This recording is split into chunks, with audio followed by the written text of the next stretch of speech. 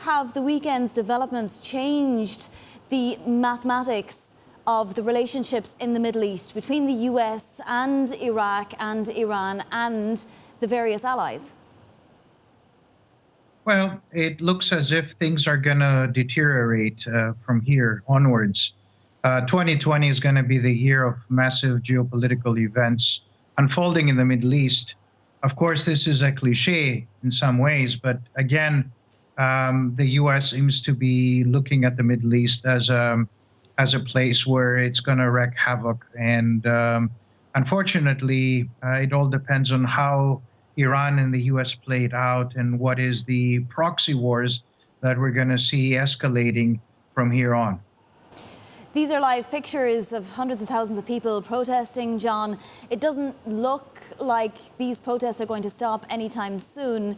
How do they escalate? What would be the wisest course for Iran to take right now, given that the ball is almost in Iran's court? I completely agree. I think the Iranians should stay away from taking any direct measures on various U.S. assets, U.S. personnel. What Iran is going to most probably do is determine to go ahead and do the proxy wars, escalate all these proxy wars throughout the region, be it in the Houthi, the Yemenis hitting on Saudi targets, probably Saudi Aramco again. That might not be an immediate priority for Iran, but then also in Lebanon, also in Iraq itself. This could escalate in many different ways, but Iran should stay away from hitting U.S. targets directly, because then I believe the U.S. is going to go on an all-out war against Iran.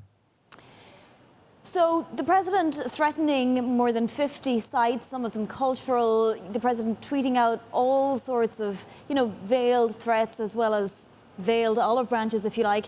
How many of those tweets can Iran take and sort of just ignore? Will Iran be predisposed to ignoring what the president tweets out? Well, Iran cannot ignore it. At the same time, Iran is not Iraq.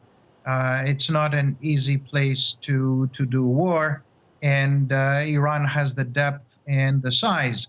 So I think that Iran will determine, but again, it's not going to be an all-out war. It's not going to be a war being declared 2 weeks from now or tomorrow. It's going to take time, and uncertainty and violence is going to massively increase, because this is what the Iranians do best. They will ask their Houthi colleagues to go again and fire rockets. And once you have rockets being fired in Saudi Arabia and in Lebanon, things are going to escalate from there. And then it will depend whether the U.S. is going to go against Iran on these 52 targets or 100 targets or whatever.